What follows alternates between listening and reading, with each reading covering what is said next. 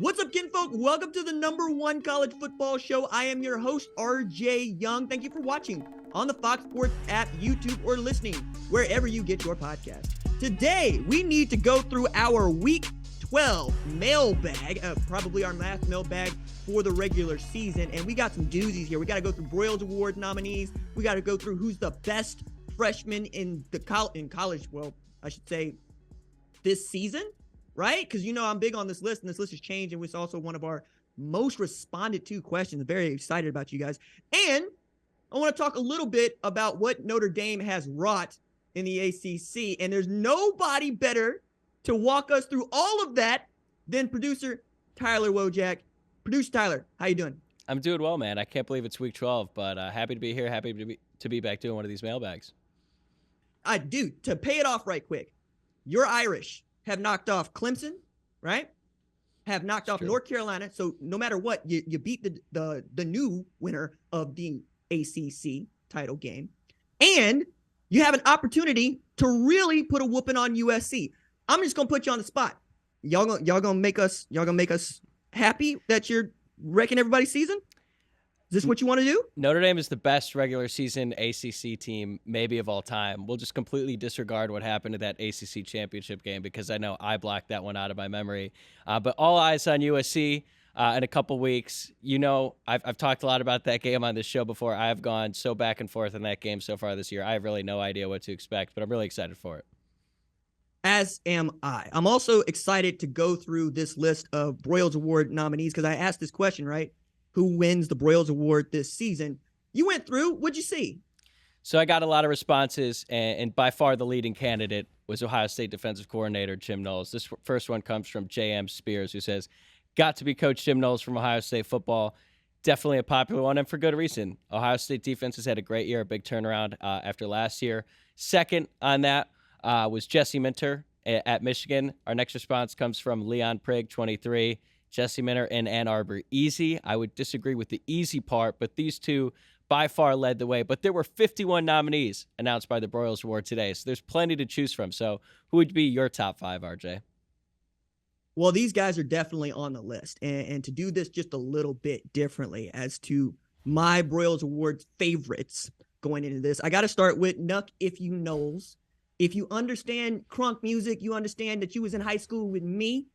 And it means something different. So number one, we got to go with Jim Knowles. Again, Nuck If You Jim Knowles. Like, all right, feeling froggy, then leap. I feel like that's what the Ohio State defense has done so well this season so far, which is say, no, we want to dictate terms. And they've been able to do that in this 4-2-5 when I've seen more folks use those three safeties in really interesting ways. Sometimes they're coming down in a 4-9 technique to rush. Sometimes they're just playing the strong side or weak side linebacker. Sometimes they're just the center fielder playing safety. And the thing is, with these defensive backs that Jim Knowles has, Ronnie Hickman, Latham Ransom, and of course, Tanner McAllister, he's been doing all sorts of really interesting things on the back end. And then you got Larry Johnson Sr. and that defensive line continuing to destroy. I mean, Jack Sawyer has come on big. JT Tuimoloau had the best game this side of Harold Perkins. Both of those guys have been in the same conversation as Ndamukong Suh and Chase Young. And of course, Captain Tommy Eichenberg has been just that, just their guy in the middle that is cleaning up everything they have there.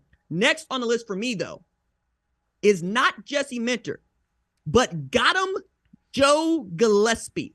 Talked a bunch about Texas Christian defensive coordinator Joe Gillespie since basically Saturday, right, when they shut down the most talented offense west of the Mississippi and the most talented offense in their league in Big 12's Texas. Now, Steve Sarkisian has won the Broyles Award, right? That's one here. This is usually an offensively slanted award, and it feels like we're destined to have a defensive coordinator win it this year, which I would be up for. This also has been a great predictor of who is going to get a head coaching job in the next hiring cycle, because that dude usually does not stay defensive coordinator or offensive coordinator for very long. He gets a sizable raise. What's interesting about Joe Gillespie is that he is pure Texan. I mean that. He played high school football at Stephenville. He ended up going to Angelo State, where he was a 4-year starter at linebacker. Came back to Stephenville, coached with and for Art Broyles, then became the head coach at Stephenville, won state championships as head coach, and then his only stint outside of the state of Texas at my alma mater, University of Tulsa, where I first get to know what kind of defense he wants to run and why it is successful, And you'll look at a 3-3 stack and you'll decide, no, that's a box advantage anytime we want to go with heavy personnel. And that's really where Joe Gillespie's genius is showing up, giving you different looks. You don't know who's coming. You don't know who's staying. You also don't know which one is going to be the Mike and or who's going to play center field on the safety positions. It's really fun to watch that defense go. And frankly, it could not be happening to a kinder man. And probably the best kept secret that is in Texas until this national show decides to go, no, that dude is for real. Can't wait to see what they do against Baylor this weekend. Feels like they can run the table, go undefeated, and secure their spot in the college football playoff for the first time. And a lot of that is going to be because of who Joe Gillespie is and what he has been able to do in his first year as a Power 5 defensive coordinator. Next on the list for me, Michigan's MF Doom. That'd be Jesse Minter. Now, caveat here, among the 51 nominees that we saw, none of them were Sharon Moore. None of them were Matt Weiss, both offensive coordinators, co-offensive coordinators at the University of Michigan. And yes, I believe that they are in the same discussion as Jesse Minter. But if you can't tell us who calls the plays, we don't know who's named the list. So I was going to try to do a thing where I list all three, but we need to have one for you to consume here on a graphic so I don't get roasted later. So I'm going to go with Jesse Minter, who really, I thought, stepped into a position that has been really difficult to do well basically up until last year. Like Don Brown, they had to let him go because of what the defense was unable to do at Michigan. Mike McDonald comes in and what we'll call the Baltimore Ravens exchange program. And frankly, gave Josh Gaddis a run for his money as a Broyles Award finalist. And Josh Gaddis ends up winning that award. And he's the offensive coordinator at Miami now. And now we got the two dudes that one is an offensive line coach, one is a quarterback's coach, but nobody really knows who's calling a play on whatever down it might be in distance. But between those two outstanding men, I would want to give it to both of them, and I would like to see the Broyles Award break precedent, but it doesn't seem like they're going to do that. Back to Jesse Minter real quick. Dude is coming from Vandy to the Ravens, and then he's the defensive coordinator at Michigan, to which I'm going, I don't think this is going to work, dog. And he says, no, RJ, I am MF Doom. I'm bringing it like Mike McDonald brought it, and I'm doing it without Agent Hudson, without David Ajabo. I'm doing it with guys named Mike Morris and Yabi Oki, and Will Johnson might be the best defensive back on that team, for crying out loud. They've had guys that play wide receiver that they switched to nickel, and it's working. Now, you're going to win or lose this award if you're Jim Knowles or Jesse Minter in the game, because if they keep their side of the bargain, meaning Ohio State and Ohio State and Michigan, Ohio State plays Maryland, and Michigan plays Illinois, we're going to get two undefeated teams in the game for the first time since 2006. Feels like a national title contender is going to come out of that. And at the very least, I expect them to do more than just put up a fight in the college football playoff. But, Michigan, they still hurt from what they experienced last year against Georgia. Perhaps something different happens if they're able to get past Ohio State. But maybe Ohio State is the football team that I believe that they have been the entire year. Next on the list for me is Wu-Tang Ryan Walters, coming out of Illinois. Now, Ryan Walters was described to me by Brett Bielema as a fiery guy, as the kind of dude that he needed to walk up to and say, yo, dog, calm down. We're coaching ball here. It's okay. I have not met many defensive coordinators that aren't fiery men. Full stop. They all got a little edge to them. They all got a vein popping out right here. They're all hoarse at the end of practice. Ryan Walters is such a dude. And quiet as it's kept, he's got one of the top 5 scoring defenses in the country and a top 10 rush defense in the country at Illinois. All right. Now, I don't mean to shade Illinois, but I'm gonna. Y'all ain't been nobody since the Zucker, since Juice was running through Champaign. Okay. Like, for Ryan Walters to come from Missouri and do what he has done for that defense, I think they got a Thorpe Award finalist in the waiting over there. We'll see what Thorpe Award actually has to say about this, but it's been fascinating to see what he's been doing to good football teams. Now, you got the bad loss to Indiana, and you got the bad loss to Michigan State. We'll see if you can come out of this thing, because all of a sudden you went from being a one-loss team to being 4-3 and in a 4-way tie for the Big Ten West, where nobody controls their destiny. So getting past Michigan also not only helps you get into the Big Ten championship, but probably helps Ryan Walters become a finalist, if not win this award, because nobody's been able to do much at all with J.J. McCarthy, Blake Corum, and that offense. I was just talking about how good those three men as coordinators are in Michigan, I'm going to be excited to see Ryan Walters going up against Matt Weiss and Sharon Moore in particular.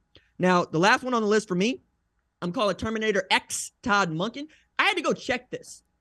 Somehow Todd Monken was just kind of not really thought about last year as a finalist for this award. I mean, like, in a real way, right? I don't mean to say that there aren't people out there that believe that Todd Monken should have won the Broyles Award last year and don't think he can win it this year. But not for nothing, the mailman ain't a 5-star recruit, okay?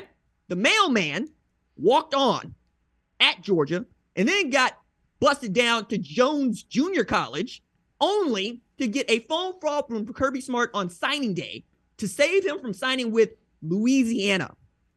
And then the mailman has to carry the mail when Jamie Newman decides to make what I think is still a bad decision and go sit out 2020 and go into the NFL draft without coming back. I think sitting out 2020 is one thing.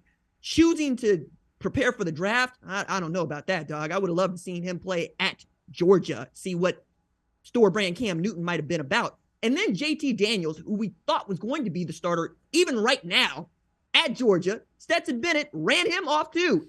And Todd Monken has never wavered in who his quarterback is going to be and should be. We got to talk about Stetson Bennett as a Heisman finalist because he's the quarterback on the best team in college football, not because he's the best player in college football. And those two things have really always been at odds. And I'm always going to fight Heisman voters because, man, look, I don't believe they're always doing a good job of identifying who the best player in college football is because it's an offensive-minded award. They want to give it to running backs and quarterbacks, occasionally a wide receiver. 2019, I thought it was Chase Young. Y'all told me it was Joe Burrow. That dude made the Super Bowl. Okay, cool. Still think Chase Young had a better year in 2019. However, those are my 5 favorites to win the Broyles Award. Producer Tyler, what do you think? I agree with the list, and I think you're right that the winner will probably be determined when Ohio State plays Michigan. Whoever wins that game, if Ohio State wins with their defense, odds are Jim Knowles is going to win the award. But I got to give a shout out to Brian Mason. I'm a Notre Dame guy. He was the Notre Dame assistant listed. He's one of 2 special teams coaches to be nominated. I guess that's what happens when you block 7 punts in a season. Notre Dame's offense is so sorry that the punt block is an extension of the offense. That's where we're at. But just want to give a shout out to him before we move on to our next topic. How very Iowa of you to single out your special teams coach for being able to do what the offense is supposed to. That's me. Now we get to the second topic here. You put out the question the other day, who is the best freshman in college football this season? I just want to say right now, it's not which freshman is who has had the best season overall. And yes, we include redshirt freshmen in the awards. I just wanted to get that out right away. So our first response, we got a lot of these. This one comes from Royal Flush, who says, Drake Maye is the only correct answer here. I hate UNC, but that's the answer. I don't think it is the only correct answer. So not only did you give your rival some props, but it didn't have to be that way, Royal Flush. What do you think, RJ? I'm here for Drake Maye is a dude, right? I'm not here for the only correct answer because Drake Maye did lose to Notre Dame, right? And did not look like he was going to keep the job early on. Like he felt like, I don't know, perhaps a giraffe on skates back there to start with. And frankly, the offensive line has gotten better. And then he got to have this relationship with Josh Downs. And I think this is really where we could include Phil Longo in the Broyles Award discussion for what he's been able to do in the development of Drake Maye. Drake Maye is a dude that he wasn't sure was going to be his starter come August. Like they were really looking at Jacoby Criswell and going, that might be our guy. But Drake has come on in such a fantastic way. He's a top 10 leader in FBS passing. He's throwing all sorts of TDs. I think he had over 500 yards of offense just last week. If they win the ACC championship game, I think it's going to probably end up being him because he would be the only freshman quarterback with a Power 5 championship underneath his belt. And oh, by the way, doing it over Clemson's dead body and filling in at a spot that has become really important to UNC. Mac Brown said before, Sam Howell is the reason that UNC got off to such a great start to his tenure because that dude flipped from Florida State. Drake Maye flipped from Alabama to UNC. So it's not as if people did not know about him. It's about whether or not he was going to come through on his talent, and he has in a very real way. I like singling out Drake Maye here I'm not so certain that it's the only correct answer like you, Tyler. I agree. Drake Maye has had an incredible season so far, especially in the second half. He looks just like the perfect prototype of what the NFL wants in a modern quarterback these days. But that leads us to our next response. This one comes from Ryan, who again is appalled by the question.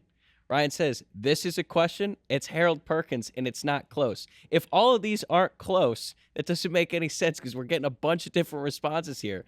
But I have to say, last week, Harold Perkins did make me think, maybe it's not that close. You know, I said after JT Tuimoloau, a.k.a. JT Turnovers, had his outstanding game against Penn State, that he vaulted himself into the discussion for the Bednarik Award, right, for the best defensive player in college football on that one game. And I think, frankly, Harold Perkins did the same thing because it wasn't LSU that beat Arkansas. If you watch that football game, you know that Harold Perkins beat Arkansas.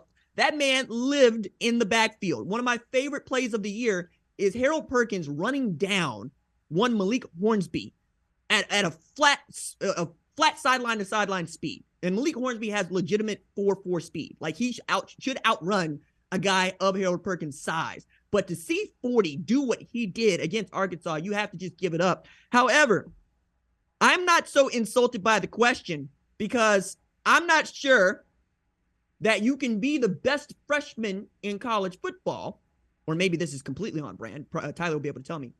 If when your head coach says, I know you had the flu earlier this week, but you know what? You remind me of MJ because he had one of the greatest games in any sport ever of all time while dealing with the flu, to which our man 40, Big Perk 40, said, and I quote, who's MJ? That's a true story, folks. Now, I'm 35 years old. I'm not that old. Tyler, are you that old as to not know that MJ stands for Michael Jordan and the flu game in 96 is ridiculous? No, I'm not that old. I'm 26. Also, I have a hard time believing this from my old friend Brian Kelly because The Last Dance took over the sports world during 2020. It was the only sport we had was watching that documentary all about Michael Jordan. So I was surprised, but again, maybe we are just getting old. But it's kind of a scary sight. If Harold Perkins is that young and he's already that talented, it's kind of scary to think about how good he could be in just a couple more years. Absolutely. And by the way, this is another dude that could have ended up at Texas A&M. Wasn't a sure bet that he was going to be at LSU. And looking at the rundown, I think that's what next on the list for us is we're going to discuss A&M here. It is. We actually got a response from a player on the current Texas A&M roster. Aki, shout out to you. Thanks for watching the show. Sticking up for his teammate, tagged Evan Stewart, and said, duh, again. It's like all these people are giving us these real easy responses, but I don't know. What do you think about Evan Stewart? I think Aki riding for his dude is 100% on brand because that's who he is, right? He's going to be a great teammate, and he's the kind of guy that sees this question and says, yeah, I'm going to put my man Evan Stewart on. I think it's pretty outstanding what he's been able to do when he's been on the field, quite honestly. He's had some outstanding games for what is turned out to be an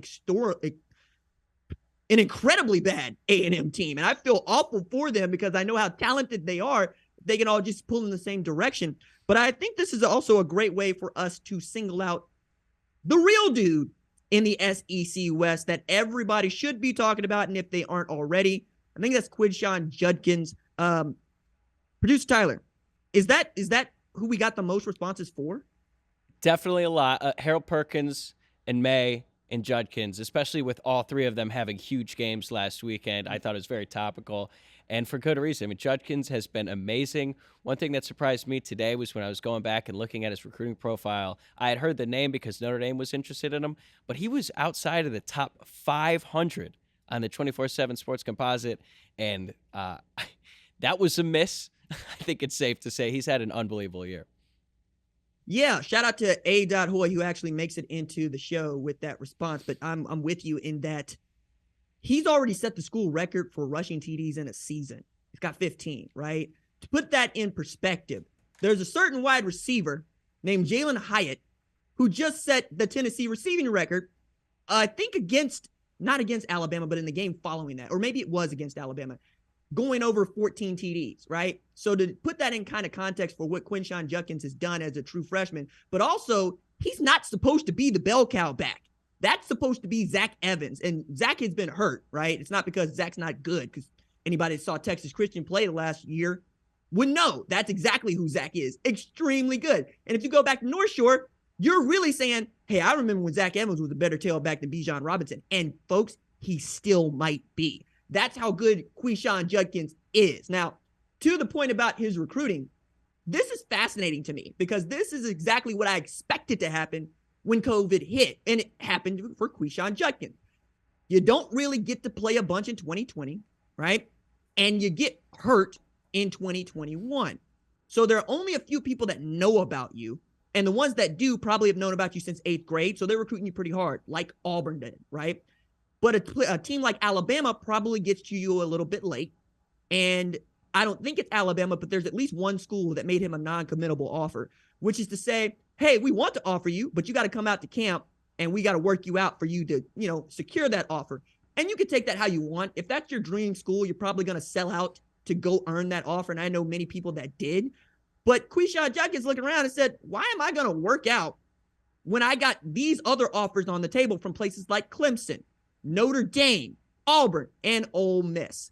And then there's a great photo that I think we're going to show that is just of one Lane Kiffin sitting in the stands by himself, watching Quinshon Judkins play high school football in October of last year. Now, Rich Rodriguez would love me to tell you that Jacksonville State was represented at that game, but that's just another way of underscoring how many other people were just out.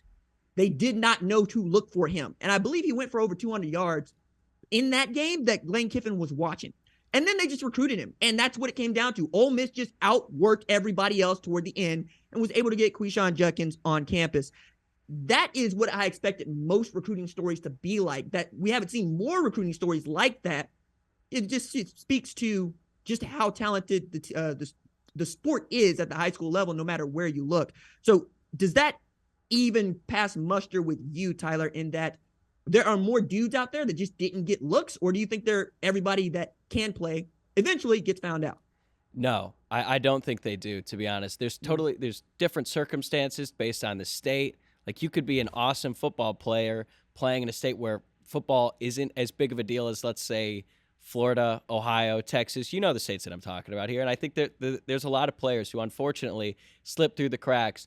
But this is a great story. I couldn't believe it. And I know that stars matter in college football. You and I both know that. And a lot of times the star rating is right. It's an accurate representation of how good you are in high school. But sometimes there's guys who just are really good players and didn't get the attention that they deserved in high school. I think Judkins is definitely one of those guys. So it's great to see him have success at this level, and especially this early, because what he's done as a true freshman has been really, really impressive. But that wraps up the responses. Is there anyone that we missed? Any of the fans missed either? I think there's a few that we could talk about. I want to pick that up, though, on the point of states that are just overlooked. Oklahoma is one of those. I live in that state. We love our high school football. We play pretty damn good high school football. But somehow, Dax Hill ends up in Michigan, and Josh Proctor ends up at Ohio State. And those dudes play high school football down the street from where I'm doing the show right now. So it's not even that some of these kids are overlooked so much as you think that they're local and they'll stay local, and that ain't always the case. Shout out to you, state of Arizona, who has Bijan Robinson at Texas. I think a dude that bears mentioning in this discussion is, quite honestly, Kelvin Banks Jr., offensive tackle at Texas. Like, to be a true freshman and hold down that position the way that he has, specifically against good football teams like, say, Alabama, that is no mean feat. I don't know of any true freshmen that could pull that one off. And there are some outstandingly talented and gifted true freshman offensive linemen out there. I'm thinking about like a J.C. Latham that probably doesn't crack the Alabama starting line at all as a true freshman. So for him to be able to do that, and for, frankly, Kyle Flood to trust him to do that, I think speaks volumes. But we're going to hear more from other folks about some true freshmen that are getting after it. I think one more that we could talk about is obviously Nick Singleton out of Penn State, right, who's been outstanding for them. And when he's been able to be the bell cow back, he's done a great job. Katron Allen also goes in there. And then for me, right, the last one to mention is Malachi Starks, who a dude that I told everybody I thought was going to be really great when he committed to Georgia, because he can literally do anything you ask him to. He could have played wideout. He could have played tailback. He could have played middle linebacker, but they got him playing safety. And when the ball's in the air, you can understand why Kirby Smart was going, no. I need that guy running backward with Christopher the Peacemaker Smith. Those are my three. Are there any that you want to mention before we get out of here, Producer Tyler?